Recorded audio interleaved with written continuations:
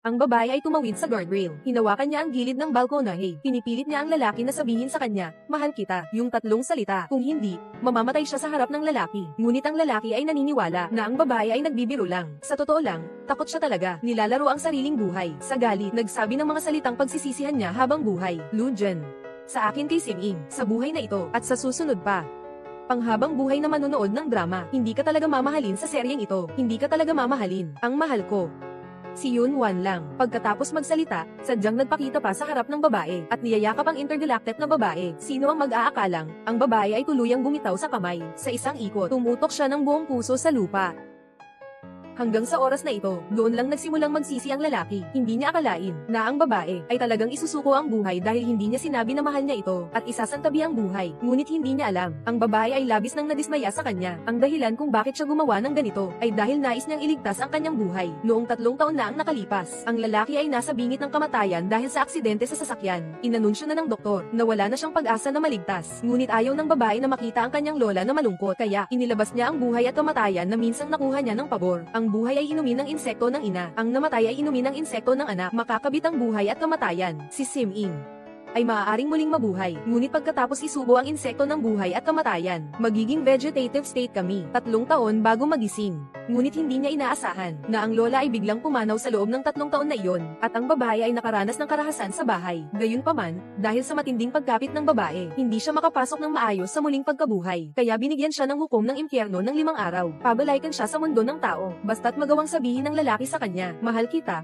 3 salitang ito, muling siyang mabubuhay. Kung hindi, mananatili siyang isang anino na lang. Sa isang kidlat at kulog ng eroplano, biglang nagising muli ang babae. Nagsuot siya ng malinis na damit. Itinatago ang damit pang tulog na iyon, at pagkatapos ay maingat na nilinis ang mga mantsa ng dugo sa sahig. Sa oras na iyon, bumalik ang lalaki kasama ang mapanlinlang na babae sa bahay. Sa simula, ang mapanlinlang na babae ay mayabang na may mukha, ngunit hindi niya alam na nang makita ang mukha ng babae, agad siyang natakot at umatras. Ginang, Lin, Lujan, ayos na ito sa akin. Akala ko, ang babaeng mapanlikha ay siyang pumatay sa lola at sa mga babae. Siya ang nakatagong kamay sa likod. Narinig niyang sinabi ng mamamatay tao sa kanya na ang babae ay wala ng buhay. Nanunood siya ng palabas na may mainit na puso. Biglang pumasok ang isang pakiramdam ng kaba. Agad niyang tinawagan ang mamamatay tao. Pinapagawa ko sa iyo na patayin si LZ at ibigay ang abo ng mga magulang niya sa alagang pusa ng babaeng iyon. Hindi mo pa magawa ang ganitong maliit na bagay. Nabigo ka pa rin. Nabaril ko siya ng 18 beses. Siguradong namatay na siya. Tungkol naman sa abo, nasama ako sa pagkain ng pusa. Siguro ngayon ay kinakain niya na. Habang sa pagkakataong ito, dumaan ang babae sa taas. Pinakinggan niya ng buo ang sinasabi ng mapanlinlang na babae. Naintindihan niya ng buong buo. Sa takot, hindi sinasadyang nahulog ang baso sa lupa. Lin Yunwan. Sinasabi mong ikaw ang nag-utos kay lola na pumatay. Yung pumatay sa akin din. Yung mapanlinlang na babae ay gusto sanang makalusot. Nagkunwari siyang hindi nakakaintindi. Lumapit at hinawakan ang babae. Sino ang mag-aakalang sa oras na ito? May narinig na tunog ng pagbubukas ng pinto sa likuran. Inisip niya na marahil ay ang lalaki na lumabas. Agad siyang nagpalit ng ekspresyon na puno ng lungkot. Ang makinig sa mga bagay na hindi dapat marinig ay may kapalit na presyo. Agad niyang hinawakan ng mahigpit ang kamay ng babae. Naghintay siya sa sandaling lumabas ang lalaki. Biglang binitiwan. Yun-wan, ang mapanlikhang babae ay sa kanyang maingat na pagkalkula, ay matagumpay na nakaligtas. Nag-aalala siya na sabihin ng babae ang nilalaman ng tawag, kaya't ang masamang tao ay unang nagreklamo. Nagsinungaling na siya ay nakinig. Sa plano ng babae at ng mamamatay tao, 3 taon na ang nakalipas, pinatay ang lola. Dahil dito, nahulog sa kamay ng babae. Hindi ganito, Lujan. 3 taon na ang nakalipas, dahil sa mga kasinungalingan mo tungkol sa buhay at kamatayan, namatay ang lola. Ngayon gusto mo pang saktan si Yun-wan. Akala mo ba hindi kita kayang patayin, maniwala ka man o hindi? Ang mga bagay na ito ay ginawa ni Lin Yunwan. At kanina lang ay narinig ko siya. Hindi pa siya natatapos magsalita. Isang lalaki ang biglang sinampal ang babae sa kanyang mga mata. Ang babae ang dahilan kung bakit siya naging plantadong tao. At ang pumatay sa lola. At ang mapanlinlang na babae. Ang tunay na mahinahon at matulunging asawa. Kaya agad niyang pinasya na sa araw ng kanilang anibersaryo ng kasal ay iaanunsyo ang relasyon niya sa mapanlinlang na babae. Pagkatapos sabihin iyon, naghanda na siyang umalis. Hinabol ng babae ang braso ng lalaki ng mapilit. Ngunit hindi niya sinasadyang mapagalaw ang galit ng lalaki. Para siyang nababaliw, umikot siya. Hinawakan niya ang leeg ng babae. Diretsong tinulak siya papunta sa hagdang. Ikaw na babae. Hanggang ngayon ay hindi ka pa rin nagsisisi. Akala mo ba hindi ako kayang gumalaw sa'yo? Siyang Sim-ing. Noong una, ikaw ay patay na. Ako ang nagligtas sa'yo gamit ang buhay at kamatayan na Cicada. Ang inang Cicada at ang anak na Cicada ay nagbabahagi ng isang buhay. Kung mamatay ako, hindi ka rin mabubuhay. Ako ang iyong buhay. Pero habang sinasabi ng babae, mas lalo namumula ang ulo ng lalaki. Hindi niya namamalayan na pinalalakas niya ang hawak niya. Ngunit sino ang mag-aakalang unti-unting nagiging malinaw ang kanyang kamay, at unti-unti ring nawawala ang lakas nito. Agad na nawala ang suporta ng babae, at nahulog mula sa hagdang ba to? Paano nangyari ito? Kaka-rating ko lang. Kakahawak ko lang sa kanya. Tumingin sa malamig na mukha ng lalaki. Ang puso ng babae ay puno na lang ng pagkadismaya. Bigla na lang tumakbo ang katulong papunta sa itaas. Sinabihan niya ang lalaki. Ang pusa na regalo ng lalaki noon sa babae. Hindi alam kung ano ang kinain nito. Biglang namatay. Kahit ayaw niya, sinundan pa rin ng lalaki ang katulong. Pumunta upang tingnan. Gamit ang lahat ng kanyang lakas ang babae. Nakatayo muli. Nadapa at nadapa. Pumunta sa lugar kung nasaan ang pusa. Nakita ang pasilyo. Sa daan ay may mga hindi maipaliwanag na pulbos. At ang kanyang pusa, nakahiga lang na nakayuko sa sulok. Kuya. Muling ginagamit ang utak para suruan ang babae. Sa mga panonood ko nitong mga araw, palaging nagsasabi ng mga usapin tungkol sa buhay at kamatayan. Kaya tuloy namatay nang di maintindihan ng pusa sa bahay. Sino ang gusto na ang lalaki ay maniwala pa sa ganitong kababalaghan? Agad niyang sinaway ang babae na ayusin ang kanyang bibig. Kung hindi, maaapektuhan ang kapalaran ng pamilya. Paparusahan siya. Sa sandaling ito, tuluyang nagising ang babae. Sabi ko iniligtas ko ang buhay mo. Akala mo nagsisinungaling ako.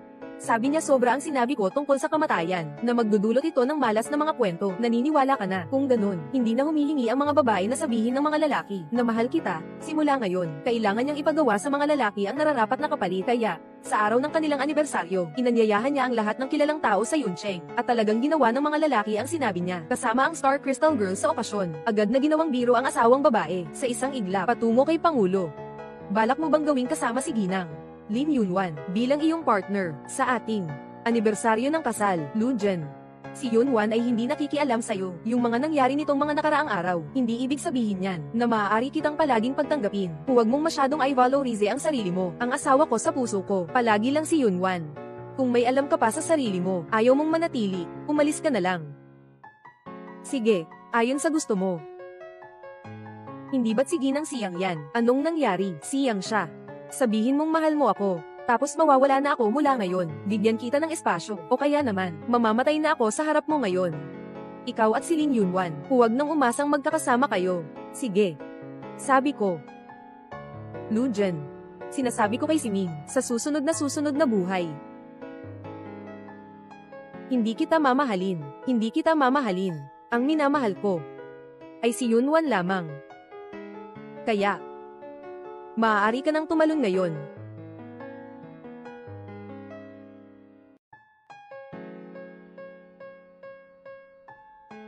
Kay Siming. Mamatay ka na.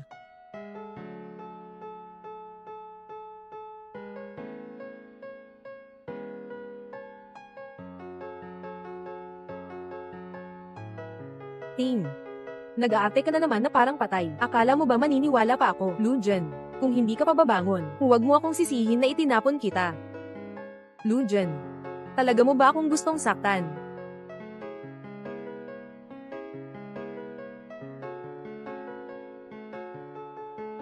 Ano ito? Anong nangyari? Anong klaseng bagay ito? Ang scary naman. Totoo ang buhay at kamatayan na Sakeda. Namatay ka na noon.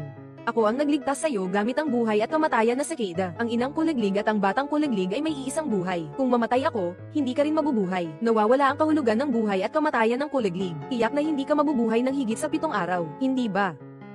Totoo ang sinabi ni Luko. Hindi. Hindi ako namatay noon.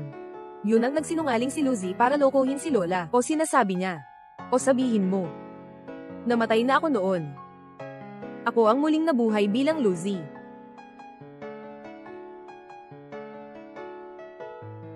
Paano nangyari ito? Kagagaling ko lang, at hawak ko pa rin siya. Si Ming, okay ka lang ba? Si Ming. Lujen. Lujen. Hindi ka pwedeng mamatay.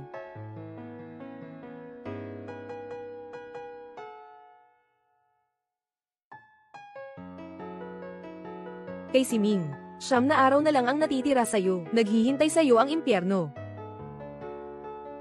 Talagang namatay si Lucy ba? Namatay na ba siya? Hindi. Hindi mangyayari ang masama kay Lucy. Sigurado akong nagtatampo lang siya. Sadyang iniiwasan niya ako. Lujen. Alam kong nitong mga nakaraang araw, maraming dinanas na paghihirap. Ngayon ay masasabi ko na sa'yo, mahal kita. Hurry up and come out na. Sa wakas ay pinili mong lumabas.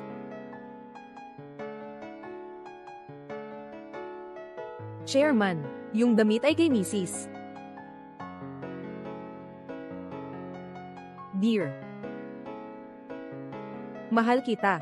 Hindi ba ito ang gusto mong marinig? Sabi ko na. Sinabi ko na sa'yo. Sinabi ko na ito sa'yo ngayon, bakit hindi ka pa lumalabas? Hanggang kailan ka magpapasindak? Siming, huwag kang ganyan, umalis ka. Kung hindi dahil sa'yo, na nag-uudyok, matagal na sanang, nasabi ko sa'yo na mahal kita, hindi rin siya magtatago sa akin. Lujan, hindi ba't gusto mong marinig na mahal kita? Sapat na ba? Lumabas ka na, okay ba? Huwag mo nang laruin ang mga kalokohan na ito. Siming, nakalimutan mo ba, sa loob ng 5 araw na ito, Lujan, hindi lang minsan, pinupukaw niya ang ating relasyon, hindi ka pa rin ba maniniwala sa kanya? Bigay mo sa akin. Bigay mo sa akin. 5 araw na ang nakalipas, si Lucy, nang aabuso pa rin sa kung ano, ang kasinungalingan tungkol sa buhay at kamatayan, upang mapaniwala ka sa kanya. Siya, paano siya maaaring mamatay ng ganito lang? Siya. Inakusahan pa niya ako, pinakain niya ang abo ng mga magulang niya. Casey, ngayon ay hindi ko na alam kung anong mga paraan ang ginamit niya, gumagawa ng ganitong palabas. Pangulo. Ginoo Lin, sinisiraan niya ang asawa ninyo, maaari akong magpatotoo. Anong sinisiraan? Pangulo, ako'y naging kasama ng matandang ginang ng mahigit 15 taon. Noong nagkaroon kayo ng aksidente sa sasakyan, nandyan ako sa tabi ng matandang ginang, at nakita ko mismo ang doktor, na nagbigay ng sertipiko ng kamatayan. Talagang patay na kayo. Ito ay dahil sa ginang na ginamit ang buhay at kamatayan, na muling binuhay kayo. 3 taon kayong naging gulang na nagpalampas sa inyo sa pagkamatay ng matandang ginang. Ito ay katotohanan, ngunit ang ginang ay nagboluntaryo, upang buhayin ka, at naging isang gulang na tao sa loob ng 3 taon. Hindi tulad ni Ginang, Lin, siya ay tumakas sa mga banyaga nang siya ay nagkaproblema. Gusto mo bang mamatay, matandang ito, tumahimik ka. Magpatuloy. Noong una, nang lumabas ang ulat ng iyong pagkamatay, si Ginang, Lin ay nagtakbuhan dahil sa tumakbo na. Pangulo, noong una, ibinigay mo sa iyong asawa, bumili ako ng isang kamera ng mga banyaga, noong araw na nagka-aksidente ang misis, para sa iyong kaarawan, partikular kong kinuha ang kamera. Ngayon, nakuha na ang pelikulang ito, na i-develop na. Nandoon ang lahat ng katotohanan. Pwede mong tingnan ito ng personal. Pangulo, si Siming. Huwag makinig sa matandang ito. Nagsasalita ng kalokohan. Siguradong buhay pa si Lu Zijing. Kung hindi, sino ang nakita namin sa loob ng 5 araw na ito? Sino ba ang nakita namin? Hindi ba't ito ang nakita namin? Lahat ba ng ito ay ilusyon lang? Chairman, alam mo pa ba, yung araw na tinulak mo, yung asawa mo pababa ng hagdan, anong nangyari noong araw na iyon? Sa araw na iyon, si Miss Lin ay talagang tumawag. Sabi ni Ginang, Lin, ang matandang babae ay nagkaroon ng aksidente sa sasakyan, na siya ang nag-ayos, hindi si Ming. At saka noong araw na iyon, nag-hire pa siya ng mamamatay tao para patayin ang Ginang sa villa. Hindi ako. Lahat ng ito ay pawang gawa-gawa niya lang. Talagang hindi ako. Ngayon, ipakita mo agad sa akin ang camera. Ilagay mo na.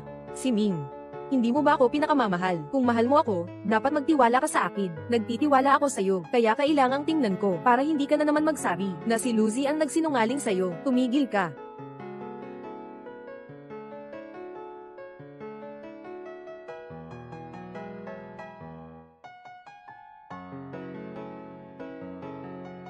Sim-ing. Bumalik ka na.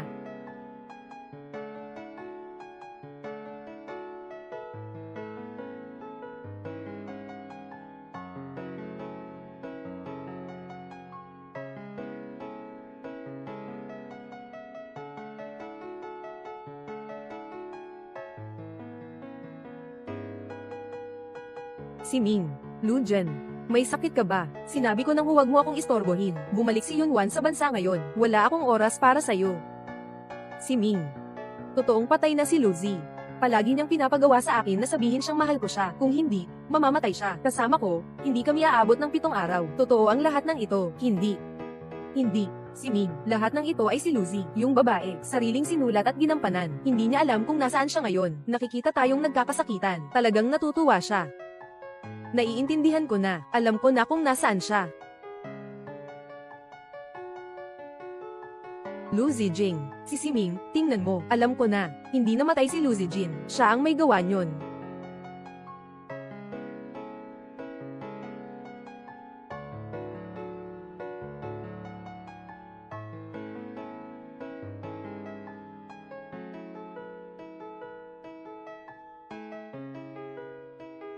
Kailangan mong gawin sa asawa ko. Anong gagawin mo?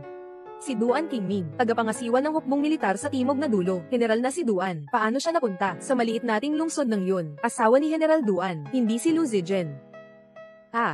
Hanggang ngayon, iniisip mo pa ring magpaliwanag. Bakit hindi ko ito napansin noon? Napaka-hypocrite mo. Si Ming, wala akong ganun. Hindi naman siguro. Sino ang tumatawag?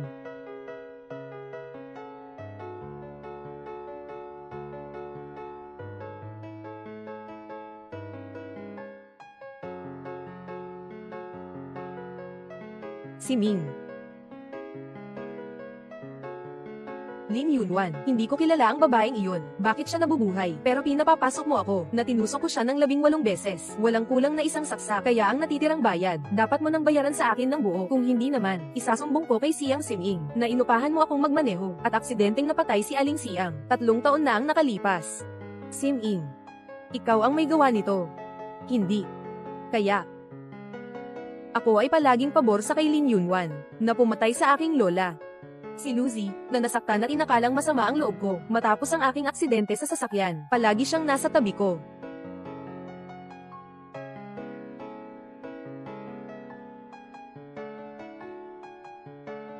Assistant Yang, nandito na, maliban kay Lin Yunwan, lahat ng iba. Pinapalaya silang lahat. Oo.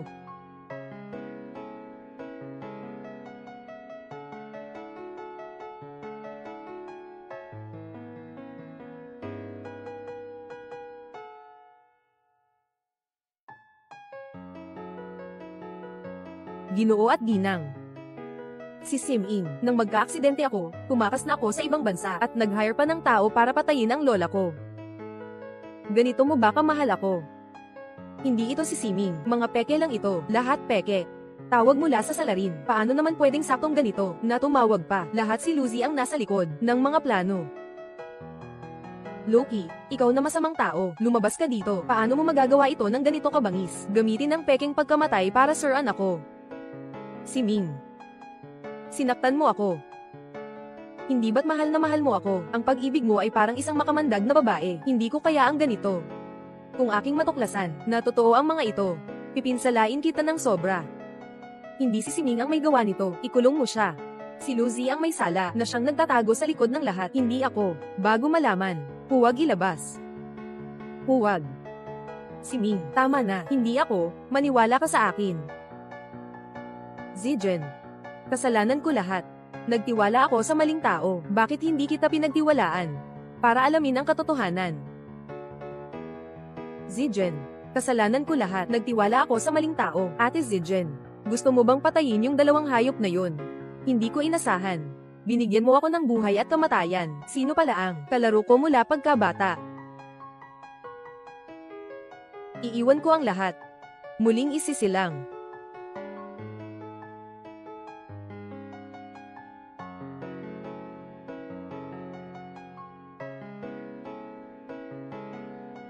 Ate Zijen, kainin mo ang kulaglig na ito, pagkatapos, mamahalin kita, sa buhay na ito at sa susunod. Palagi kitang aalagaan. Ikaw ang King Ming. Zijin, handa ka bang makasama ako?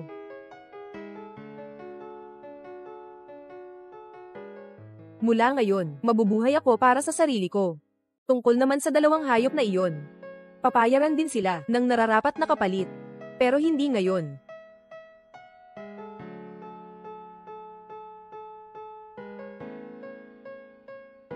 Hindi pwedeng mangyari, hindi pa namatay si Luko, hindi ko kayang mawala siya, hindi rin niya ako pwedeng iwan. Tama nga. May isinulat si Zijang na isang liham na pamamaalam, siguradong nakasulat doon kung saan siya nagtatago, naghihintay na lang na hanapin ko siya.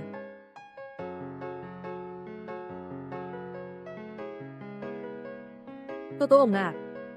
Alam ko na, siguradong ayos lang si Zijang, hahanapin ko siya, hindi ko talaga siya pwedeng hayaan, na makaalis ulit sa akin, kay Siming. Totoo kong minahal ka. Pero 5 araw lang ang muling pagkabuhay, nakita ko na ang lahat, ikaw ay isang makasarili at mapagsamantala, mahal lang ang sarili mong hayop. Hihintayin kita sa impyerno. Magkikita tayo muli pagkatapos ng 7 araw, 5 araw ng muling pagkabuhay, kailangan ko bang sabihin na mahal kita para mabuhay muli, pero palagi ko siyang tinatanggihan.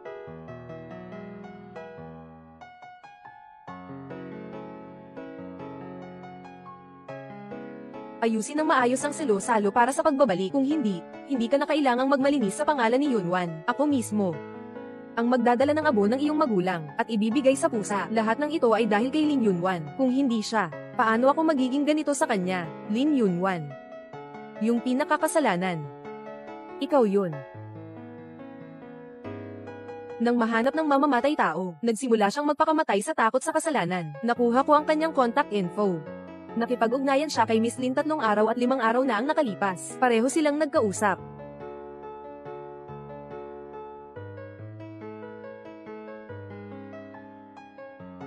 Si Ming. Anong balak mong gawin? Si Ming. Si Ming.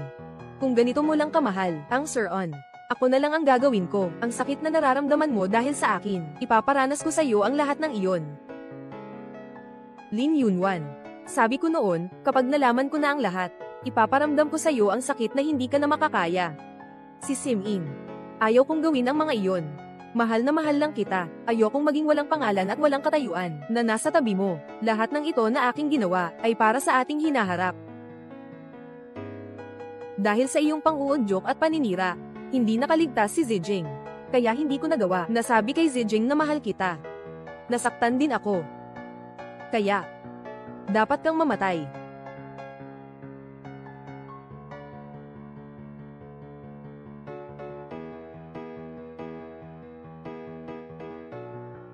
Si Ming. Huwag kang ganyan. Pangulo, noong umalis ang mga bisita kagabi, parang nakita ko ang ginang. Kaya't sinuri ko, at talagang may record siya sa ospital. Totoo.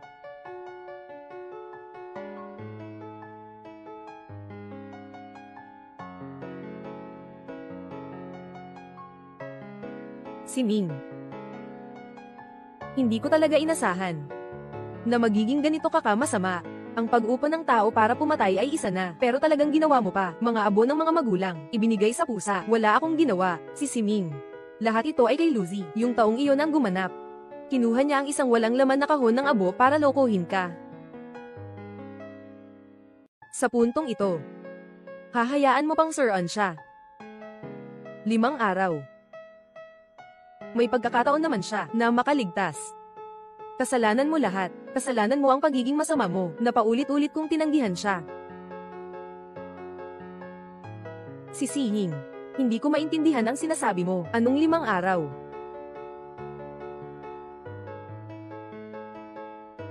Si Ming. Walang anuman dito sa taas. Paano nangyari yun? Kagagaling ko lang. Nakita ko ang laman ng liham na pamamaalam. Bakit wala? Si Simiyang. Pakiusap, huwag na kitang humingi, huwag mong hayaan na mapaniwala ng taong iyon. Namatay na siya. Sa halip, walang makakaapekto sa atin. Mas maganda pa nga, hindi ba? Para sa Pangulo, ang resulta ng pagsusuri sa dugo at punyal ay 100% tumutugma sa ginang. At ang unang pambansang ospital ay nakumpirma base sa dami ng dugo. Ginang ay patay na.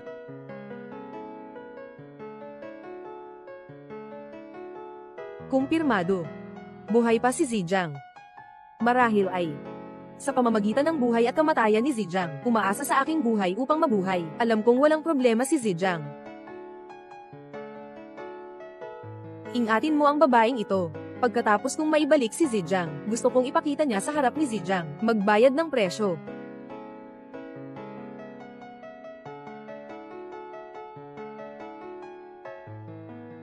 Ginoon ng hukbong dulo. Lin Yunwan, yung taong nakita namin noon, talaga bang siya na? May problema ba? Ginoon ng hukbong dulo, gusto kong makipagkita sa pasyente sa kwarto ng ospital. Gusto kong makita ang tao sa kwarto, hindi ka pa karapat-dapat.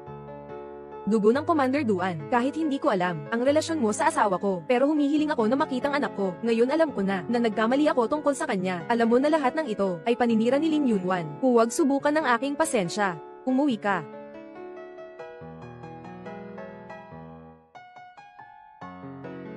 Kay Siming. Alam mo ba kung ano ang mangyayari sa mga nagagalit sa akin? General Duan. Mahal na Ginoo, gusto ko lang sanang makumpirma kung nasa loob ng silid ay ang aking asawa. Pasensya na sa abala.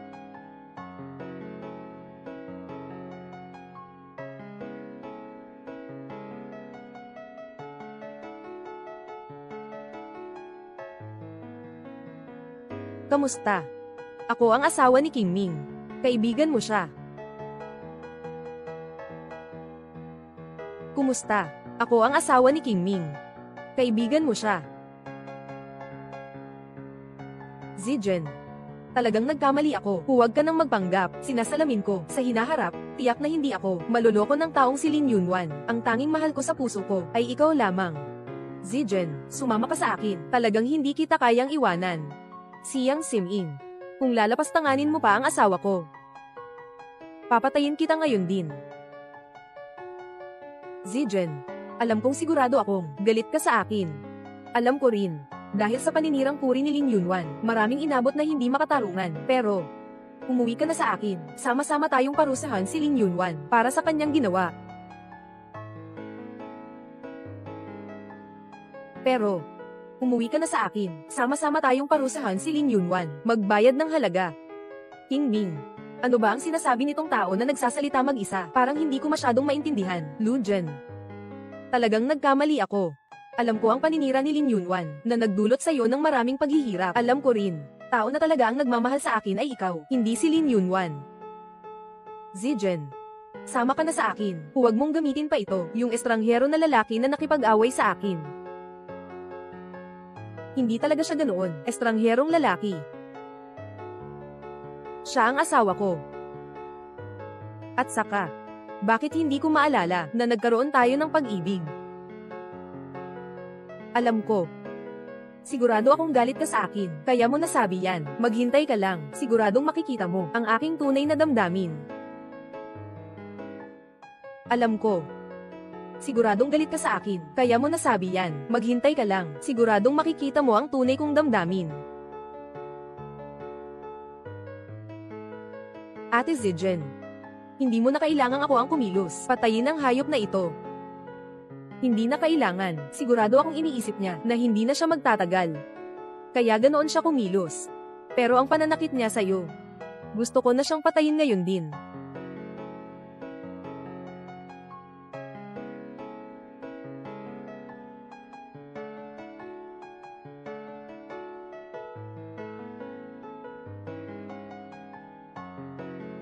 Ate Zijen, magpahinga ka ng mabuti. Kahit na pagkatapos uminom ng Sheng Si Chanwang, hindi ka na kailangang maging gulay, pero kakabuhay mo lang. Kailangan mo pang mag-adjust. Nakikita ko si Siyang Sim-in sa ganitong estado. Gaano man kasakit ito, ano ba, pagkatapos naming maresolba ang 2 taong ito, Ate Zijen? Maaari ka bang maging tunay na asawa ng general? Bakit ka nagmamadali na labanan si Siyang Sim-in? Dahil pala dito. Hindi ka karapat-dapat kay Siyang Sim-in, asawa ng general ng hukbong militar sa Timog Silangan. Siya lang ang karapat-dapat sa iyong pagkatao, anak. Hindi ko anakalin na noong una kaming nagpalipas ng gabi sa bahay namin ng batang lalaki, ngayon ay naging isang general ng hukbong militar sa Timog Silangan, Ginoo ng hukbo. Masaya ako na matutuluyan ako sa pamilya Lu. Dahil sa panahong iyon, nakita kita. Ate, ibigay mo nga sa akin ang saging, ha? Ayos ka lang ba? Saging para sa'yo, tuturuan kitang imasahe.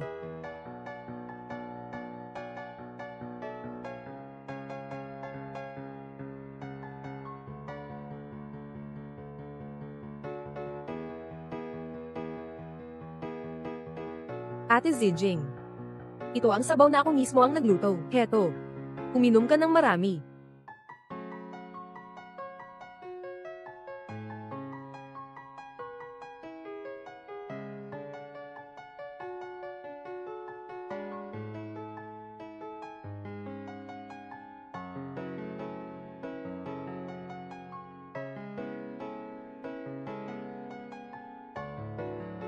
King Ming, unahin mo na ang trabaho mo. Sakto lang, gusto ko rin magpahinga ng kaunti. Sige. Ayos, aayusin ko ito agad. Hintayin mo akong magising. Syempre, ikaw ang unang makikita na makikita ako. Ayos.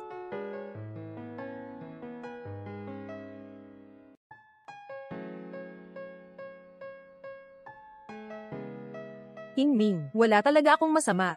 Zijin, Talagang nagkamali ako. Dinala ko si Lin Yunwan para humingi ng tawad sa'yo. Patawarin mo ako. Bumalik ka na sa tabi ko. Okay lang ba? Hindi ko siya kilala. Nagkamali ka ng tao. Zijin. Huwag mo nang subukan pa akong utusan. Totoo na akong nakakita ng malinaw tungkol sa tunay na pagkatao ni Lin Yunwan. Kung hindi ka naniniwala, ipapakita ko sa iyo ngayon.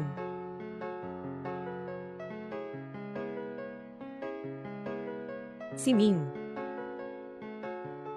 Zijin, maniwala ka sa akin. Bumalik ka sa aking piling. Mula ngayon, ikaw lang ang mamahalin ko. Pipilitin kong si Lin Yunwan. Mula ngayon, ay tuluyang mawala sa mundo natin. Nawala. Kaya, alam mo na, maaari ka lang mabuhay ng 7 araw. Kaya ginawa mo ito. Baka huli na ba? Hindi. Subo, totoo kong mahal kita. Yung nangyari noong nakaraang araw, hindi ako ang may kasalanan. Lahat ito ay dahil sa taong ito, na nagpasiklab ng alitan. Si Sim Ing, si Lin Yunwan. Lahat ito ay dahil sa'yo. Dahil sa'yo, nasira ang anak ko. Hindi ako nangangahas, na bumalik sa aking tabi. Nagkamali ako, alam ko na nagkamali ako. Hindi pa sapat. Lahat ay dahil sa iyong paninira. Kaya umalis si Zekai sa akin, sana mapatay ka. Lahat ito ay dahil sa paninira mo. Kaya umalis sa akin si Z. Sana mapatay ka. Si Ming. Nagkamali ako. Talagang alam ko na ang pagkakamali ko.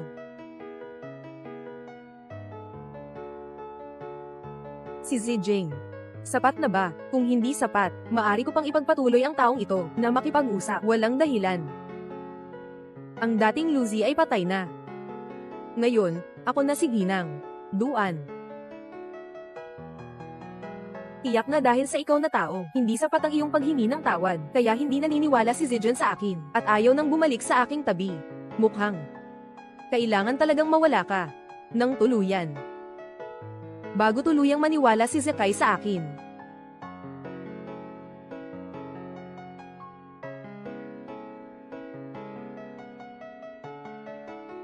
Zijin. Alam kong nagkamali ako. Pakiusap. Patawarin mo ako. Ha? Pakiusap. Basta patawarin mo ako. Magtatago na ako. Hindi na kita aabalahin muli ang relasyon mo kay Siming. Ang pagkakamali mo ay hindi sa pang-uudyok ako at si Siming. Tungkol sa bagay na ito, dapat pa nga akong magpasalamat sa iyo. Kung hindi, paano ko makikita ang tunay na mukha ng halimaw na ito? Pero, yung mga sobra mong ginawa, itong bagay na ito, hindi ko kayang patawarin ka. Zijing, pakiusap, patawarin mo sana ako. Kung hindi, si Siming, talagang masasaktan ako. Pangulo Siyang. Ayusin mo na lang ang mga problema mo sa pamilya. Siming. Siming, pinagdarasal kita dahil sa akin at sa iyo, sa dami ng taon nating magkasama. Kayong dalawang basura, totoo ngang bagay. Kahit walang pinipiling hangganan, 5 araw ng muling pagkabuhay, yung mga sakit na naranasan ko, nalinaw sa akin kung sino ka talaga. Totoo ngang karapat dapat ka. Yung pagkakilala ko sa'yo. Totoo ngang karapat dapat ka. Zijin. Hindi ko kailanman naisip na saktan ka. Talagang mahal kita. At saka, para matulungan kang maghayganti, handa akong gawin ang lahat. Basta't gusto mo, kaya ko rin, gumawa ng labis na bagay kay Lin Yunwan. Hindi na kailangang magpanggap sa presidente. Bakit hindi ko maalala na tayo ay nagmahalan? At ngayon ay, nakita ko na ang taong tunay na nagmamahal sa akin, pangakong maging asawa niya. Zijin. Ako ang nagkamali. Mas masama pa ako sa hayop. Nagtiwala ako sa maling tao, nakasama ako sa'yo. Zijin. Sapat na ba? Kung hindi sapat, pwede pa akong magpatuloy. Basta makabalik ka lang sa aking tabi, hayaan mo akong mahalin ka, Zijin. Hindi talaga kita kayang iwan. Z, maniwala ka sa akin, basta't makabalik ka pa rin sa aking piling. Agad kong papalayasin ang taong ito para mawala ng tuluyan. Tunay kitang mahal talaga. Kay Siming. Si Luzi ay hindi kailanman magpapatawad sa'yo. Hindi ka na niya mapapatawad sa buong buhay mo. Ikaw talaga. Tumahimik ka. Ano pa ang silbi ng pagsisisi mo ngayon? Galit na sa'yo si Luzi. Tama siya. Galit talaga ako sa'yo. At ang taong mahal ko ay si King Ming lamang. Ayaw mong mabuhay, pwede kitang tulungan ngayon. Ha ha ha. Ha ha ha ha. Lunjan. Bakit ka napakawalang pag-iimbot? Bakit ka handang para sa hayop na ito?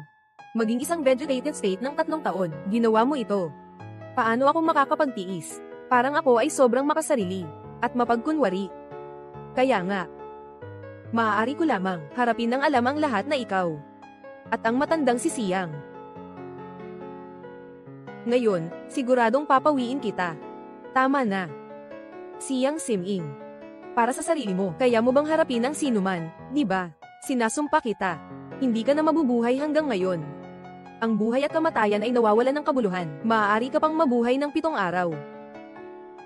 Wala kang karapatan.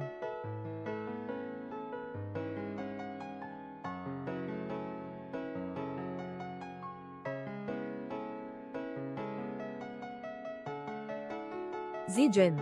Basta't mapapatawad mo ako, handa akong gawin ang lahat para sa iyo. Gumawa ng kahit ano. Kay Siming, makinig ka sa akin ng mabuti. Hindi kita kailanman mapapatawad. Sa buong buhay ko, sobrang galit ako sa iyo. Zijin. Sigurado akong nagbibiro ka lang. Sabi mo lang yan dahil galit ka. Hindi ba? Alam kong mahal mo talaga ako. Marami kang ginawa para sa akin. Maraming bagay. Paano mo ako pwedeng kamuhian? Bumalik ka na sa akin. O sige ba? Bakit hindi ka naniniwala sa akin? Siyempre, ginawa ko na ang napakaraming bagay. Bakit ka pa rin? Ayaw bumalik sa akin. Bakit kailangang pabayaan akong mamatay? Bakit? Dalhin ang taong pinakamamahal mo. Umalis ka na. Bumalik ka na lang at maghintay ng kamatayan. Hindi. Maaari mo akong iligtas sa unang pagkakataon. Kaya tiyak na magkakaroon ng pangalawang pagkakataon. Mahal mo lang ako. Hindi mo ako pwedeng hindi mahalin. Bilisin mo. Sabihin mo na mahal mo ako.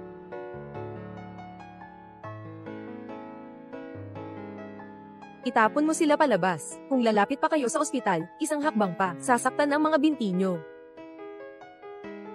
Lunjan. Alam mong mahal na mahal mo ako. Siguradong hindi ka papayag na panoorin mo akong mamatay, di ba, daga? Sigurado kang gusto mong iligtas ako, hindi ba? Ate Zijen. Huli na ako. Ayos lang ako. Ako ang mahal ni Zijen. Hahayaang mong saktan si Zijen, papatayin kita. Mag-ingat ka. Nabanggit ko na ang tungkol kay Lu Zijing. Ano pa ang gusto mong mangyari?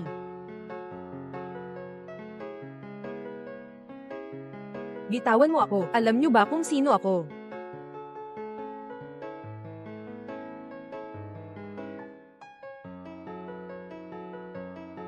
Lin Yunwan. Lahat ng ito ay dahil sa iyo, karapat-dapat mo yan. Sabi mo pa na ako ang pinakamamahal mo, pero ngayon natatakot ka na, at ganito mo ako tinatrato. Sampain kita na hindi ka mabubuhay hanggang ngayon. Kung hindi dahil sa'yo, na nag-uudyok ng alitan, paano maaaring umalis sa akin si Lucy? Siya ay hindi iiwan ako, sigurado akong mapapatawad niya ako. HMPH. Nakita na ni Lucy ang totoo. Dahil nabubuhay ka, kaya ka lumapit sa kanya para humingi ng tawad. Hindi ka niya kailanman mapapatawad. Patay ka na. Patay ka na. Ikaw na ito. Siyempre ikaw ang nagsimula nito, at gagawin mo pang tawa-tawa ako, ha? Ha, hindi pwedeng mangyari yan. Lunjan. Si Lucy ay sigurong, mahal pa rin ako, siguradong nandyan pa rin siya. Gamit ang buhay at kamatayan, binibigyan niya ako ng buhay. Ang countdown sa kamatayan na ito ay peke. Ah.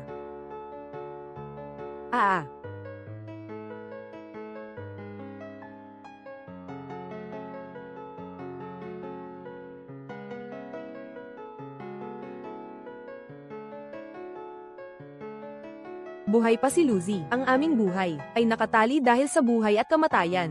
Hindi ako mamamatay. Lunjan. Nagkamali ako, Lu Zijin. Ayaw kong mamatay. Lunjan. Mabilis, tulungan mo ako. Lunjan. Ayaw kong mamatay. Mabilis, tulungan mo ako. Kay Siyang Siming, hindi ka may iligtas ni Lu Zijin. Pangahas kang saktan ng puso ko. Walang makaliligtas sa'yo. Pangahas ka talaga.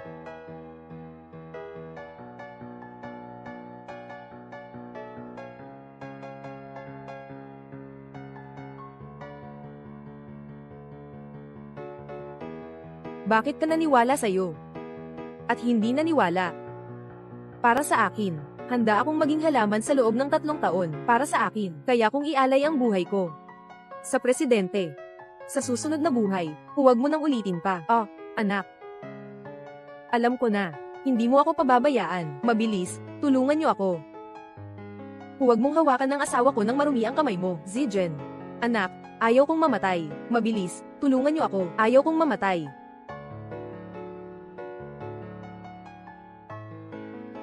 Kay Siming. Ganito na lang ang pagkamatay mo. Ang mura mo talaga. Gusto mo bang patayin din yung tao na to? Patayin na rin natin siya. Zijen. Lahat tayo ay naapektuhan ni Siyang Siming, ng hayop na yun. Kung hindi niya ako binigyan ng pangalan, paano ako makakapinsala sa'yo? Kaya pinasweldo mo ang isang tao para patayin ako, sa harap ni Siyang Siming, na paulit-ulit na pinaparatangan ako. Hindi ko sinasadyang paratangan ka. Kung may dapat sisihin, siya na lang, si Siyang Siming. Bakit siya ganun kadaling? Maloko. Zijen. Pakiusap, patawarin mo ako, sige na. Nangako ako na maglalaho na ako. Hinding-hindi nakita muling makikita. Lin Yunwan. Sa tingin mo, sa ating relasyon, mapapatawad mo ba ako? Zijin, nagkamali ako. Hindi ko dapat binayaran ng tao para patayin ka. Mas lalo pang hindi ko dapat siniraan ka para magdusa ka sa akusasyon ni Siyang Siming. Nagkamali ako, sobra akong nagkamali. Mas lalo pang hindi ko dapat sinira ang iyong mga magulang. Tumahimik ka na. Hindi kita huhulihin. Ngunit kailangan mong tumanggap ng nararapat na parusa. Ilalagay sa bilangguan ng kampo, muna dito. Oo. Hindi. Talagang nagkamali ako. Nagkamali ako. Patawarin mo ako. Sino ako? Talagang nagkamali ako.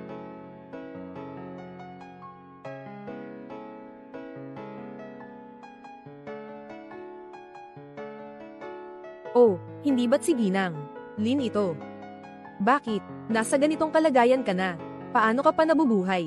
Hindi ba't sinabi ni Ginoong Yang na ikaw ay nagpakamatay dahil sa takot sa parusa, gamit ang mga paraan ng mga warlord ng Nanjing, si Duan, kaya si Siming? Paano posible na makahanap ng totoo? Ngunit hindi ko inasahan na hindi ako pinatay ni Duan Qingming at ikinulong ako sa kanilang bilangguan ng militar. Ginoong Lin, sinabi ko na. Nabayaran mo ang natitirang balanse. Pero parang hanggang ngayon, hindi pa rin ako nakakatanggap. Maghahanap ako ng tao para bayaran ka, talaga.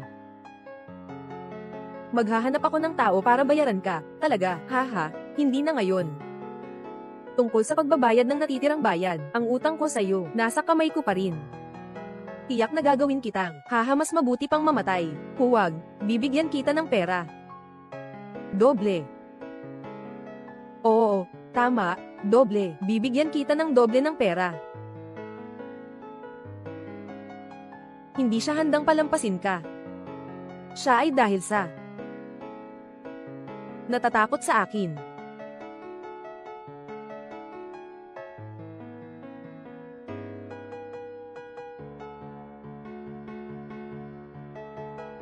Lin Yunwan. Binayaran mong pumatay sa akin. Binubuwag mo ang abo ng magulang ko. Akala mo ba? Madali kong pakakawalan ka. Lu Jen. Ganito na ang itsura ko. Ano ba talaga ang gusto mo? Kumuha lang ako ng bayad para gawin ang trabaho. Wala akong pakialam sa'yo. Ang pinapahalagahan ko ay siya. Siya, papalampasin ba kita ng madali? Hindi ko siya palalampasin. Ginang Duan, sabihin niyo po, ano ang gusto niyong ipagawa sa akin? Ano sa tingin mo ang dapat mong gawin para makalimutan ko ang taong tulad mo? Huwag. Zijen. Pakiusap, tulungan mo ako, palayain mo ako, hindi mo pwedeng gawin ito sa akin. Mahal kong maliit, lahat ng galit at puot, pagsasamahin natin, hanggat kung mapapalampas ako ni Ginoo de la Cruz, magtiis ka na lang ng konti.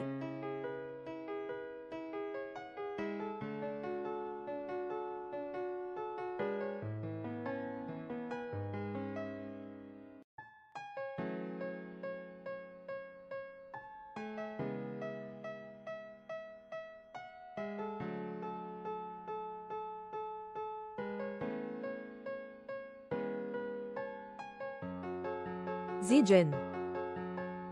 Pakiusap, sana'y mapakinggan mo ako, huwag mo akong saktan. Alam ko na nagkamali ako. Mag-hire ng tao para pumatay sa akin, nung ililibing ang abo ng mga magulang ko. Bakit hindi mo naisip, may dahilan ako para maging ganito ngayon? Zijen, alam ko talagang mali ako. Hindi pa nawawala ang galit ni Ginang. Duan, hindi pa ito tapos. Hindi pa nawawala ang galit ni Ginang. Duan, hindi pa ito tapos. Lujen. Paano mo magagawa yan na walang awa? Samping kita na hindi ka mamuhay ng maayos. Hindi ako walang awa. Ito ay dahil sa kabutihan. Dinala kita sa silid na ito. Para lang mapaligaya ka, para ma-enjoy mo ng maayos. Zijen. Zijen.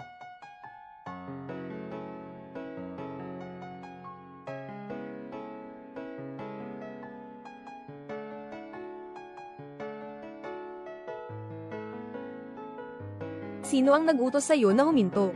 Linya, linyang tagapangulo. Mabait kang anak. Papalampasin mo lang ang salbaheng ito. Pero ang ginawa niya sa'yo, hindi matatapos sa isang palo lang. Bibigyan kita ng $100,000. Pabayaan siyang maramdaman ang sakit ng pagkamatay ng anak. Duan Dujen, naglalaro ka ba? Duan Dujen. Hindi ko alam na si Zijin ay ang iyong minamahal. Talagang hindi ko alam. Hindi mahalaga. Nasaktan si Z. Kailangan mong magbayad ng presyo. Alam ko na nagkamali ako. Pwede akong humingi ng tawad kay Z. Ano ang gusto mong ipagawa sa akin kay Z? Kahit ano. Kaya ko, 3 minuto. Tinitingnan ko lang ang resulta. Huwag. Guardia Duan, pakiusap, huwag. Ayok pang mamatay, pakiusap, huwag. Palayain mo ako, pakiusap, huwag. Ginoo ng mga kawal. Hiling ko sa iyo, Ginoo ng mga kawal. Ginang, Lin, hindi ko inakalang na magiging ganito kahalaga.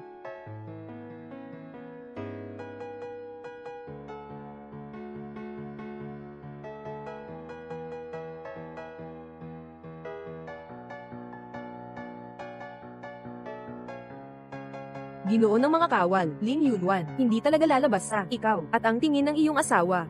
Tingnan mo ang $100,000, pwede ba itong $100,000 para sa akin? Walang problema, pero sa tingin mo ba bibigyan talaga kita ng ganito?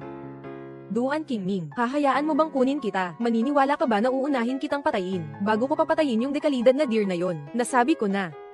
Sa mga taong nanakit kay Zichao, wala akong pakakawalan kahit isa. Ihahakot kita sa aking hukbo, lugar kung saan ikinukulong ang mga kriminal. Naayos ko na.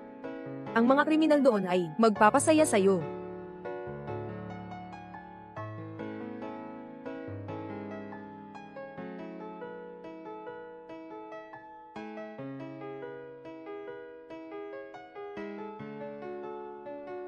Ate Zijen, kahapon lang gumaling ang katawan mo. Bakit hindi mo nalang hinintay na sunduin kita? Tapos umuwi ka na mag-isa. Hindi naman ako bata. Nakawala lang ako ng ospital. Walang problema, di ba? Pero hindi ka naghihintay sa akin. Kung pupunta ka para sunduin ako, mag-aalala ako. Sige na, alam kong mag-aalala ka. Mula ngayon, maghihintay na lang ako sa'yo. Hindi katakataka ang bahay ng warlord sa Timog Xinjiang. Ang bahay ng hepe ng hukbo ay talagang marangya. Zijen. Kahapon, ang manor na ito ay magiging iyo na. Kaya dapat mong sabihin, hindi katakataka ang mansyon ng asawa ng hepe ng hukbo. Kalangitan. Salamat sa'yo. Zijen. Lahat ng ito ay kusang loob ko. Huwag nang magsabi ng salamat.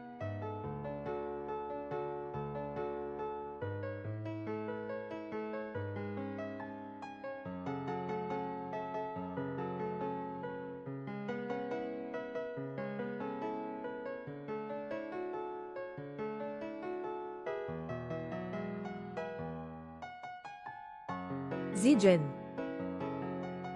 Sa hinaharap, ako na ang magmamahal sa'yo. Pakakasalan mo ba ako?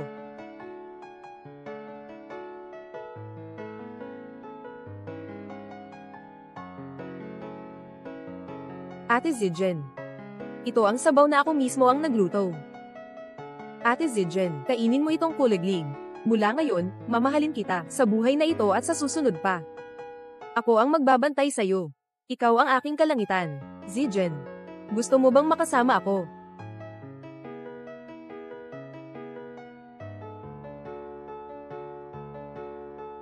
Zijen. Gusto mo bang makasama ako?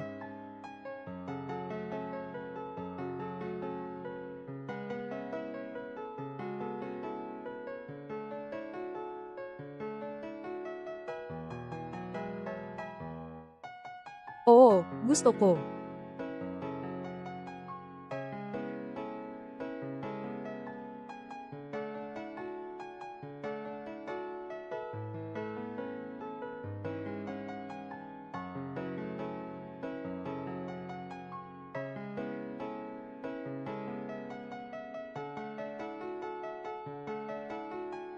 Duan Qingming, Lujen. Ang kasal ay isang pagpili ng pagmamahal. Ito ay isang kasunduan ng responsibilidad at tiwala. Ngayon, mangyaring hawakan ninyo ang kamay ng isa't isa. Gumawa ng pangako.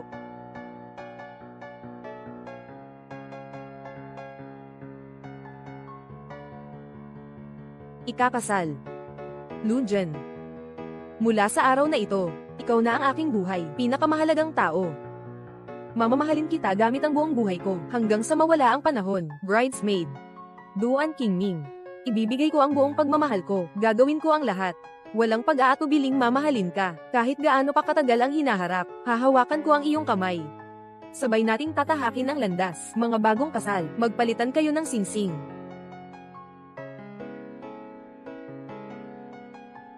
Zijen, huminto ka na. Ikaw ang aking asawa.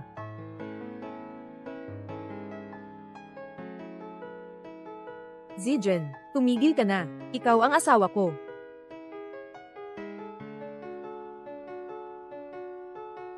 Zijen, ikaw ang asawa ko. Bakit ka nagpakasal sa iba? Umalis ka. Kay Sim-ing. Wala na tayong relasyon. Ang taong mahal ko ay si Qingming.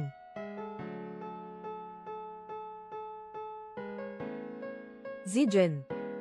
Ngayon ay tunay kong nalaman na ako ang nagkamali. Nakita ko rin si Mengpo, dahil sa hindi ko pa natatapos ang aking pagnanasa. Binigyan niya ako ng 5 araw na muling mabuhay. Alam ko na talaga ang tungkol sa 5 araw na iyon. Lahat ng iyon ay kasalanan ko.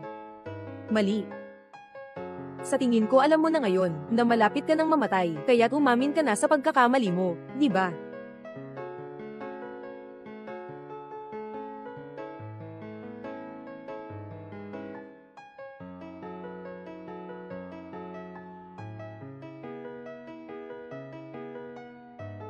Zijen. Alam kong mahal mo ako. Pakiusap, sabihin mo sa akin na mahal mo ako. Pakiusap na. Sige. Sasabihin ko. Kay Siming. Ako si Lucy. Sa buhay na ito at sa susunod. Hindi kita mamahalin kailanman. Ang mahal ko ay si Qingming.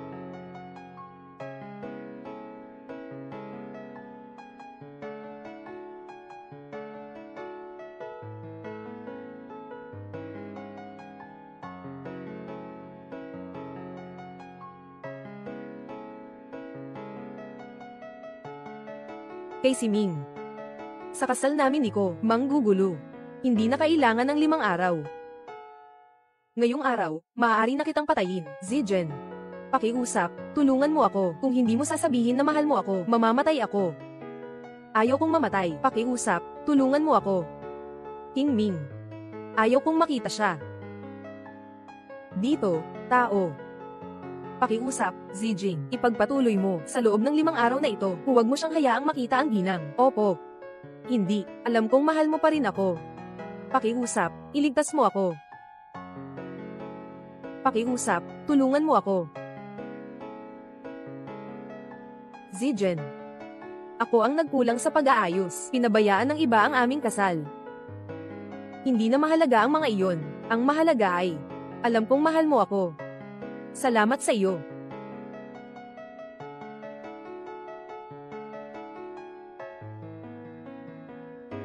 Kay Siming. Gusto mo bang mamatay? Ibaba mo na ang baril. Duan Qingming. Duan Qingming. Ang mahal ni Zijen ay malinaw na ako. Ikaw ay isa lang. Ginagamit ni Zijen para saktan ako. Anong karapatan mong makialam sa pagitan namin ni Zayang Simiyang? Huwag ka nang magpanggap sa sarili mo. Ang taong mahal ko, hindi kailanman ikaw. Lunjen. Malinaw na sinabi mo sa liham ng pamamaalam na mahal mo ako. Bakit ngayon? Ayaw mo talagang sabihin, mahal kita, para iligtas ako. Kahit papatayin mo ako. Hindi ko sasabihing mahal kita, dahil hindi ka karapat-dapat. Lunjen. Sabihin mong mahal mo ako. Kung hindi, papayagan ko si Duan Qingming na maging tagapangasiwa ng hukbong sa timog na bayan. Kumukupas ka. Sige. Ako ang kukupas.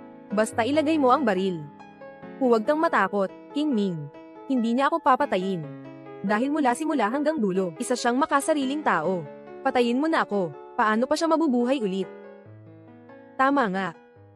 Takot sa kamatayan itong tao, nanghihingi pa sa amin. 5 araw na lang. Pumunta ka sa lola mo para mag-alay ng kandila. Pagkatapos, magpakabait ka na lang at magpanganak ulit sa susunod na buhay. Huwag ka nang maging masama. Tapos magpakasasa ka na. Sa susunod na buhay, huwag ka nang maging masama. Zijen. Bakit? Bakit kahit mahal mo ako noon, ngayon ay ayaw mo nang sabihin na mahal kita, walang dahilan? Dahil walang pagmamahal. Kaya hindi ko masabi ang 3 salitang iyon. Parang noong una mong sinabi sa presidente, hindi ba ganoon din? Naiintindihan ko na, Zijen.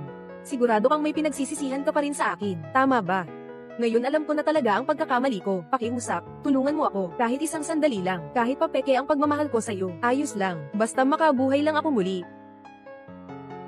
Noon pa man, sa selo-salo ni Lin Yunwan. Ganito rin ang sinabi ko. Ngunit namatay pa rin ako.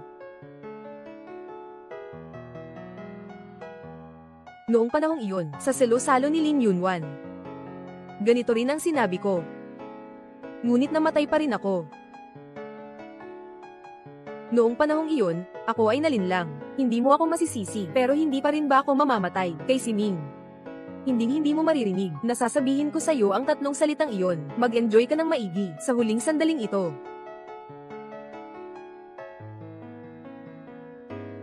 Naiintindihan ko na. Ayaw mo talaga akong hayaang mabuhay. Ikaw na babae, bakit mo naman ayaw akong hayaang mabuhay? Kung ganun nga, sabay na tayong mamatay.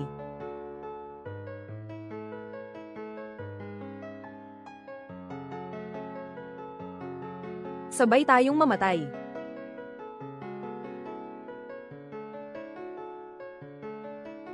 Ayos ka lang ba, kay Siming? Patay na ako. Bakit ikaw ay nabubuhay pa? Ikaw na babae. Oo. Masama akong tao. Kaya't hindi ako makapapayag. Alam kong patay na ako, pumatay kay Lu Zijing. Bakit hindi mo kaya sumunod at makasama ako ng maayos? Hayaan mo akong maging asawa ni Siyang. Ikaw na babae. Paano mo nagawang pumatay sa akin? Kailangan kitang patayin. Hindi ka mamamatay. Hindi mawawala ang aking pagnanasa. Wala akong paraan para muling ipanganak, maging isang ligaya na walang kapayapaan lamang. Hindi ka mamamatay. Hindi mawawala ang aking pagnanasa. Wala akong paraan para muling ipanganak, maaari lamang maging isang multo o espiritu.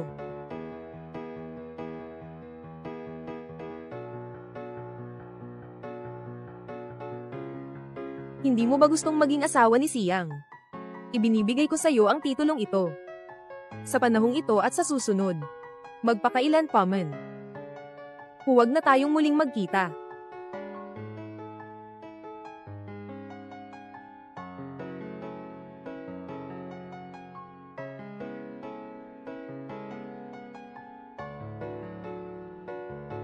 Kay Siming. Sampain kita sa susunod mong buhay. Na ipanganak bilang isang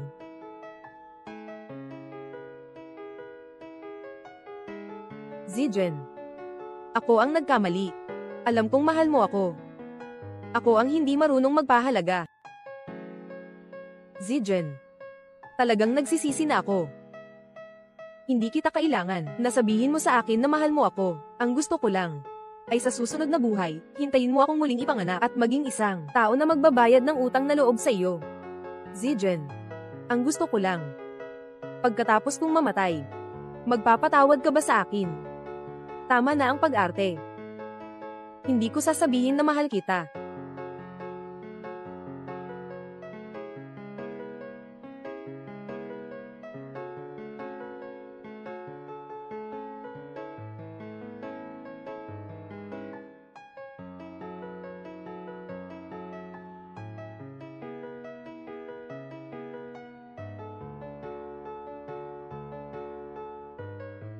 Zijen. Ipagpapatuloy pa ba ang kasal? Syempre, ipagpapatuloy natin. Gusto ko pang makuha ang nasaan ang mga pagbati ng iyong pamilya. Dumating na ang mga magulang. Zijen. Simula ngayon, ikaw na ang asawa ng general ng Nanjing. Wala nang mangangahas na mang-api sa iyo. Si King Ming, ganun din. Kung may manggahas na saktan ka, unang-una, babaliin ko ang mga paa niya. Zijin. Mula ngayon, ikaw ang pinakamahalagang babae sa buong mundo. Kung may problema ka man, ako at ang tatay ni Qingming, lahat ng problema mo ay tutulungan naming ayusin. Salamat, nanay. Salamat, tatay. Sabay-sabay nating batiin si Qingming, ang batang ito, at ang aking manugang. Maligayang bagong kasal.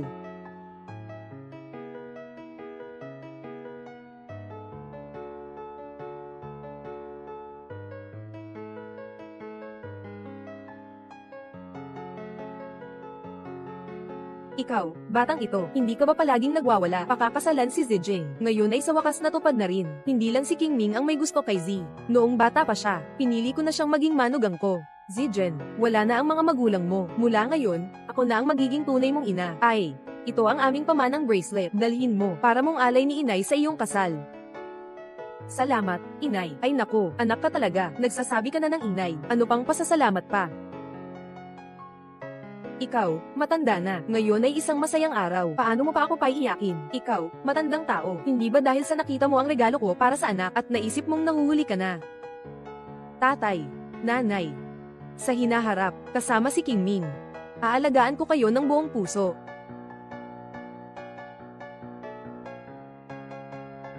Mga magulang. Sa hinaharap, kasama si Qingming. Aalagaan ko kayo ng buong puso. Kung tawagin mo akong tunay na ama, hindi ko pwedeng hayaan si Pin, ang aking magandang anak na si Pin, na makaranas ng paghihirap. Pak, tunay na Pin. Zijen.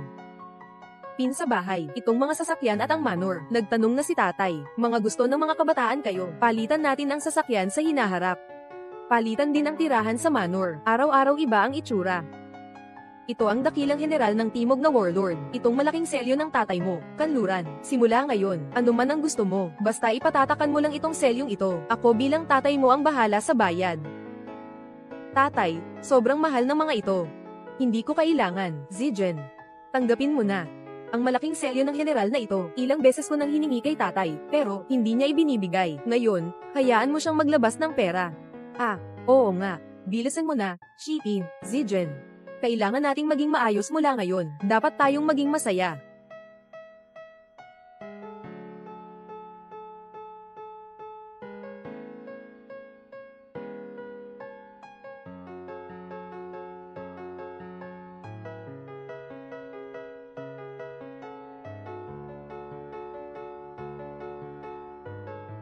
Asawa. Anong nangyari? Mahal. Asawa. Mahigpit na hinihila ng magulang.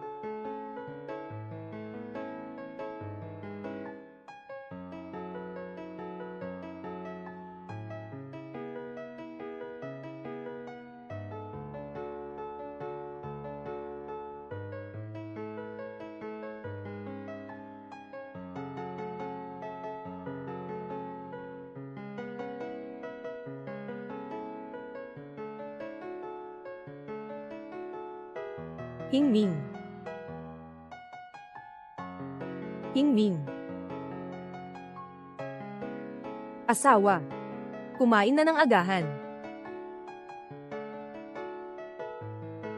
Anong nangyayari? Pasensya na, sa susunod, tiyak na papagisingin kita, makikita mo ako. Tikman mo ang lugaw na ako mismo ang niluto. Tiyak na iinom ko lahat. Buksan mo ang bibig. Ako ang magpapakain sa'yo. Hindi na ako may sakit. Ako na mismo ang mag-aalaga sa sarili ko. Kakainin kita. Bukas ang bibig mo. Halika. Mabilis. Masarap ba?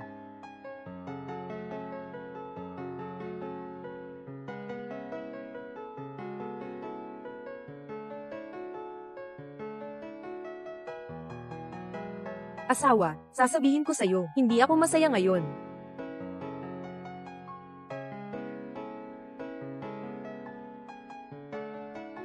Ano ang sinabi mo kanina? Galit na galit. Mahal. Totoo to. Ano sa tingin mo? Hoy. Naging tatay na ako. Pakababa mo ako. Pakawalan mo ako.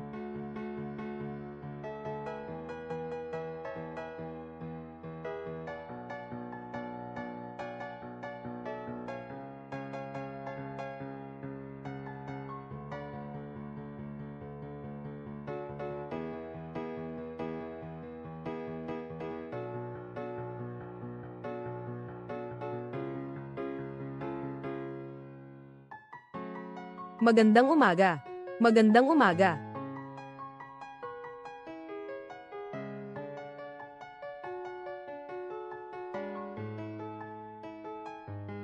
Medyo hindi ako komportable, King Ming.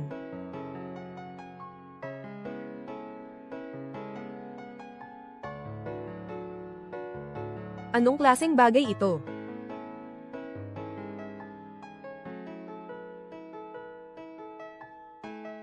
Para kay Z. Nang ang buwan ay ikatlong beses na umakyat sa iyong dressing table. Sa wakas ay nang-ahas akong hawakan ng iyong naiwan na damit na may dugo. Ang mga tumigas na patak ng dugo. Parang mga buhay at patay na kulaglig sa timog na hangganan. Bawat isa ay may nakaukit na kasalanan ang ginawa ko.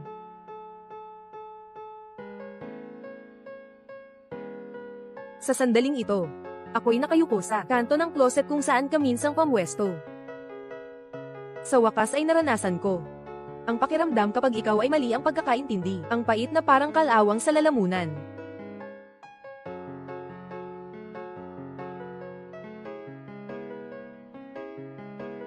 Alam mo, 5 taon na ang nakalipas. Sa tabi ng kama, hawak mo ang insekto ng buhay at kamatayan. Ang kamay mo ay nanginginig.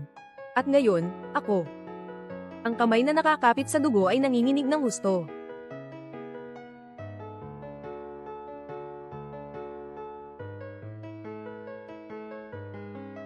Nalaman ko na ang pinakatapang na teba, hindi ang 18 saksak ni Lin Yunwan. Kundi tuwing ginagamit ko ang isang babae para hiwain ang iyong iris. Ang nakikita sa iyong mga mata ay ang liwanag ng buwan na may kasamang init ng katawan. Yung mga sinag ng buwan.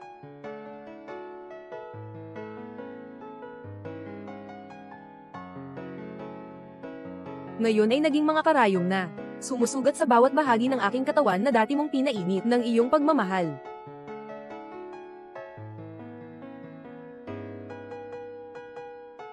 Yung armas na nakatago sa loob ng aparador, nakita ko na. Bukod sa dugo mo, wala nang iba, at ito rin ang inukit ko mismo. Si Ming ay nagbigay nito sa anak. Noong taon ng aming kasal, ito ang kutsilyo na ibinigay ko sa'yo, di ba?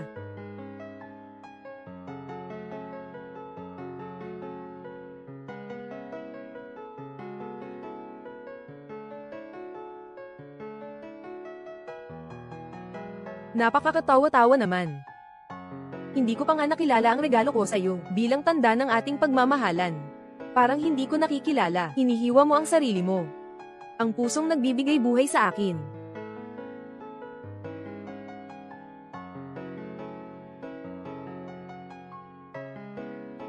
Habang nagsisisi, bigla kong naalala bago namatay si Lola. Hawak ang iyong kamay, sinabi niya, mabuting bata. Akala ko noon ay panlilinlang lang iyon. Ngayon ko lang naintindihan. Iyon ang pagsisisi ng matanda na nakakita sa buhay at kamatayan, ang 3 taon ng ating pagkakaiba sa pagiging tao. Ilang beses mo akong pinasan ng panginginig ng kaluluwa.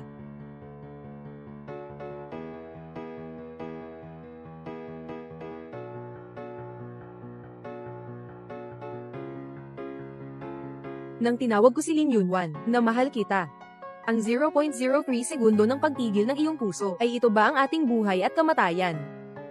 Ang huling sigaw ng kalungkutan.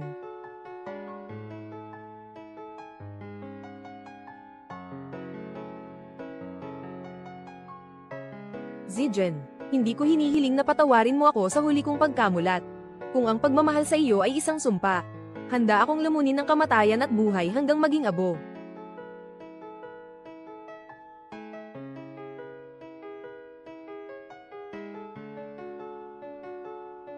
Nais ko lamang na payagan mo akong gawin ito sa huli. Gamit ang mga kamay kong minsang itinulak ka palayo, sa tabi ng walang katapusang tulay ng kapalaran. Ihandog ang mahal kita na utang ko sa iyo.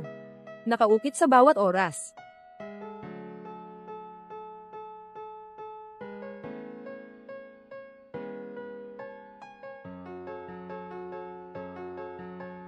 Zijen. Ako ay mananatili sa lugar na walang tao. Mamahalin kita magpakailanman. Para kay Sim-ing. Huling sulat. Sim-ing. Kapag nakita mo ang liham na ito sa harap ng lemay. Ang aking dugo. Dapat ay napuno na ng dugo ang mga puting rosas. Paboritong puting rosas.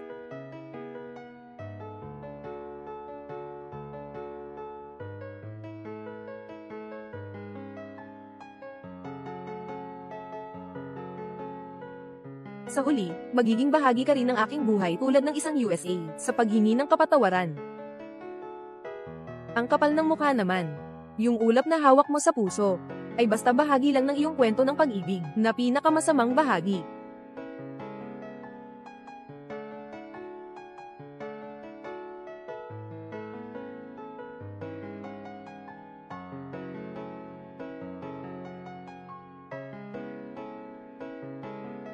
Naalala ko noong panahon ng pagbubukas ng mga punong may mga bulaklak ng hibiscus. Sabi mo gusto mong gawing buong lungsod ng yun, ang pinaka-glamorous na bride. Noong naging tao kang walang malay, pumunta ako sa London. Habang nandun, pinagsisihan kong bumalik sa Yuncheng para hanapin ka. Ngunit nang bumalik ako mula sa London na may hawak na kasal, nakita kitang nakatitig na kuno ng pagnanasa kay Lu Zijen.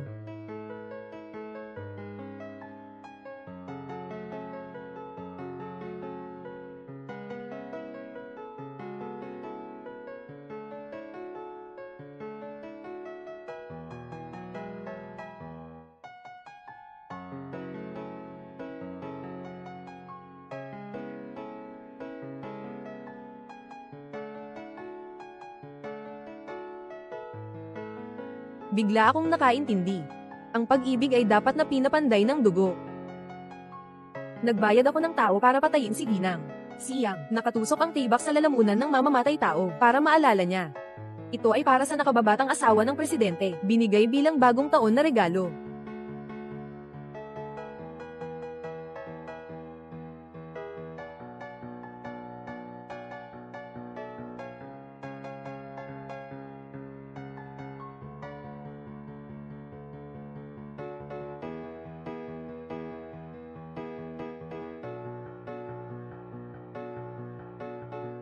Sa mga nakaraang taon, lagi mong sinasabi na parang isang puno ng lason na nakatanim. Pero mali ka, para kang uminom ng tubig upang maibsan ang uhaw.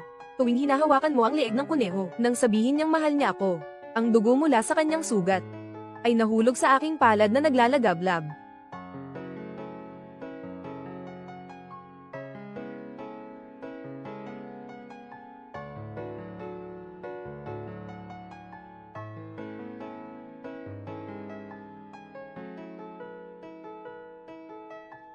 Walang hihigit na kasiyahan kaysa sa gabi ng pagtanggap. Yakap mo ako at halik na walang pag-iingat. Ngunit hindi mo alam na ako'y lubos nang nahulog. Ang buhay at kamatayan ng sekeda na nabasag, napakaganda nga. Tulad ng mga pira-pirasong diamante na isinusuot mo sa akin.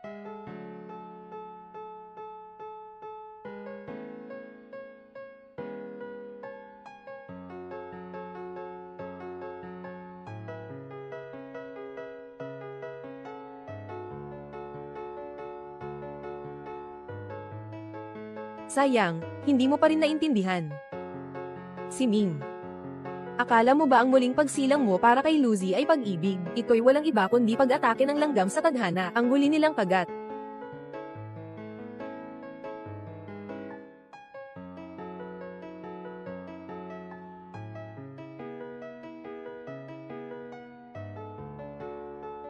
Gusto kong makita kung sino talaga ang mahal mo.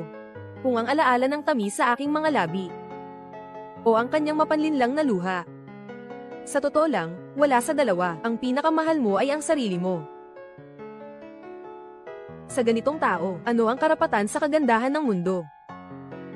Hangad ko ang iyong buhay magpakailanpaman. Magpakailanpaman. Hindi magtatagumpay ng maayos. Laging nawawala ang minamahal.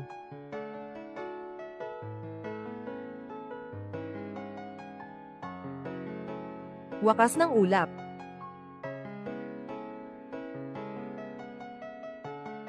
Zijen. Kung marating mo na ang liham na ito, sa labas ng bintana, ang pilak na ulan, dapat sana ang tamang hangin ay bumaba sa aming kama sa kasal.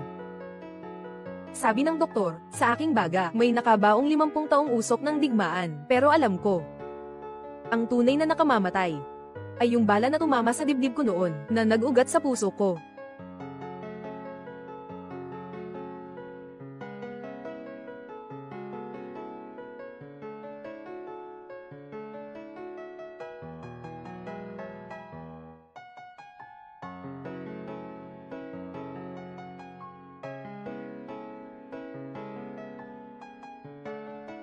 Alam kong nasa tabi ka ng ilog ng paghihintay. Nanginginig ang kamay mo habang hawak ang sabaw ni Mengpo.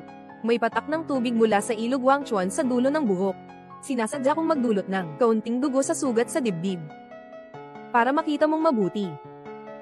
Nasa mundong ito, bukod sa buhay at kamatayan, walang ibang bagay na makapaghiwalay sa atin. Palagi mong sinasabi. Sobrang agresibo mong binilong mo ako gamit ang insekto, pero noong araw na nilunok mo ang insekto, ang liwanag sa mata mo. Mas maliwanag pa kaysa sa buwan sa timog silangan. Kahapon ng gabi. Muling nanaginip ako na kinukuha mo ang saging ko, noong tag-init na iyon. Nagsisisi ka at nakakaramdam ng guilt, hawak-hawak pa rin ako. Huwag kang umiyak, Xiao Qingming.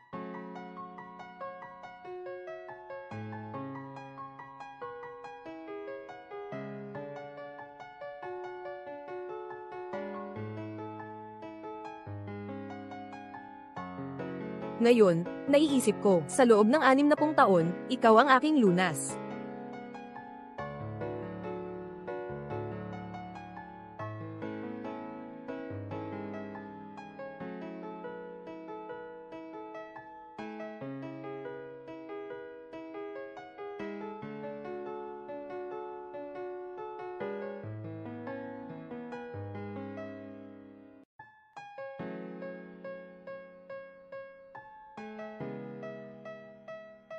Tuwing umuubo ako ng dugo, ang peras na sabaw na ibinibigay mo, mas epektibo kaysa sa anumang gamot na kanluranin.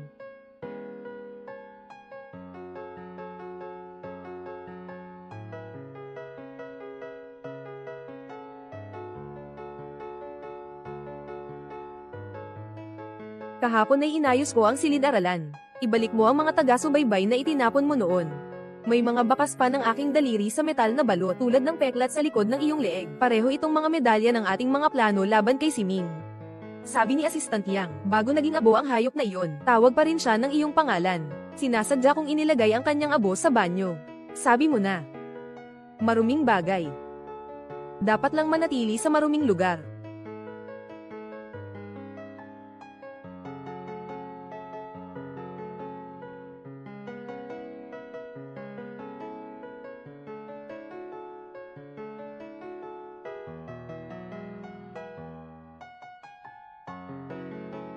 Sa ikatlong drawer ng vanity, may isang gintong hako na may palawit. Yung palawit ay yung ngipin na binaba mo noon, na iyong inalis sa ngipin.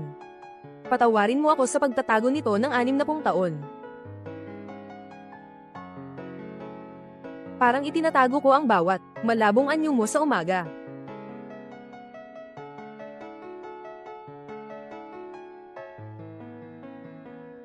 Noong kasal tayo, sinabi ko, naiingatan kita sa 3 buhay. Ngayon, sa tingin ko, baka kahit ang Mengpo sa tulay ay may inis sa atin. Huwag kang umiyak para sa akin, sapat na ang buhay ko, na nakilala kita, napakapalad kong mapang-asawa ka. Mabuting mabuhay. Kung sa susunod na buhay ay maging maya ka, ako ang magiging pulang plum na pahingahan mo. Kung magiging koi fish ka, ako naman ang bula na iyong ilalabas. Sa pagkakataong ito, huwag na nating pag-usapan ang tungkol sa buhay at kamatayan. Gusto kong malinis ang iyong pagkatao. Bago mo ako muling lokohin at mahalin. Qingming na tula. Para kay aking minamahal na Chingho, ang liham. Kapag ang punong truenyo sa hardin, sa ika-60 beses na ang paghulog ng dilaw na dahon. Sa wakas, nang ahas akong buksan ang military uniform button na nakalagay sa loob ng kahoy na sandal. Ang butones na ito na may mantsa ng dugo ng laso ng ahas, na kulay ginto, ay mas mainit pa kaysa sa mga insekto ng buhay at kamatayan sa tabi ng tulay ng naihe, na parang naglalagablab, na nagpapanginig sa aking mga daliri. Oh, kalangitan, palagi mo akong pinagtatawanan, na parang noong panahon na iniligtas kita, matigas ang ulo. Pero paano mo malalaman ang 60 taon ng umaga at gabi, na araw-araw kong nilalabanan ng alaala laban sa sabaw ni Mengpo, sa isang labanan, na inukit ang ating kwento sa ating laman at dugo. Naalala mo ba ang unang gabi ng muling pagkabuhay? Dala mo ang sugat ng bala sa dibdib habang tinatawid mo ang tulay ng kawalan, dugo sa kwelyo ng iyong kamiseta, parang noong 7 kaming taong gulang. Yung sugat na natapakan mo.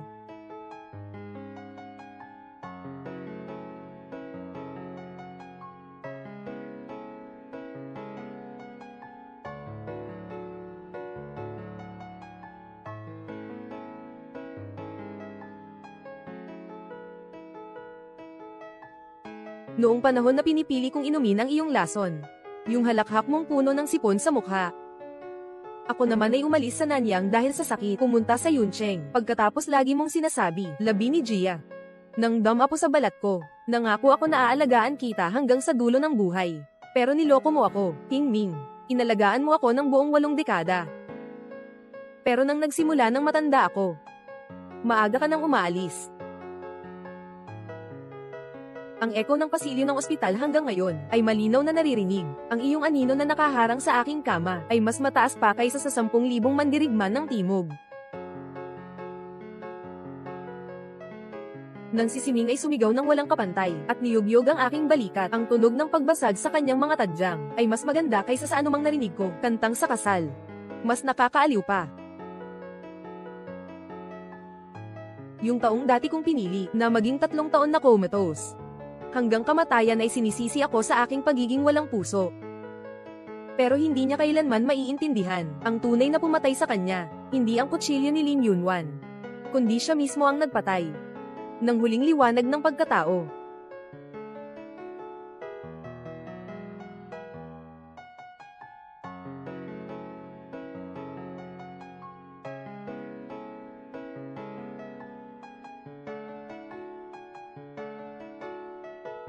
Palagi mong gustong imasahe ang aking mga binti sa gabi. Sinasabi mong ito ay bayad. Sa utang mo noong bata pa ako nanilusong ilog. Ngunit ang alam mo ba ang pinakatotoo ko ay tuwing paggising ko sa umaga.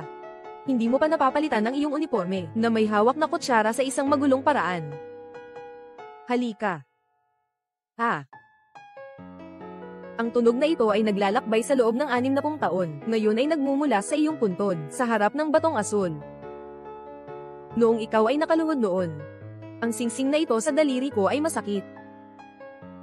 Ngunit ang sakit na iyon ay naging matamis na parang pulot. Noong nakaraan, nag-aayos ako ng mga lumang bagay. Sa pahina ng South Frontier Army Report, natuklasan ko ang iyong huling sulat. Zijen. Huwag kang umiyak para sa akin. Sapat na ang isang buhay na ito. Nakatagpo ako sa iyo. Sobrang swerte na nakuha kita. Mabuhay ng maayos. Ikaw na Hanggal. Hindi mo ba alam, matagal ko nang itinanim ang buhay at kamatayan sa aking puso. Kapag huminto na ang huling tibok ng puso, pakihanda ng 2 mangkok ng sabaw, Mengpo. Kukunin ko ito, kasama ang liwanag ng umaga at dilim ng gabi ng 60 taon, at ang huni ng mga kulagling sa 3 buhay at 3 mundo, upang habulin ang tunog ng iyong mga yapak sa daan patungong Huangquan.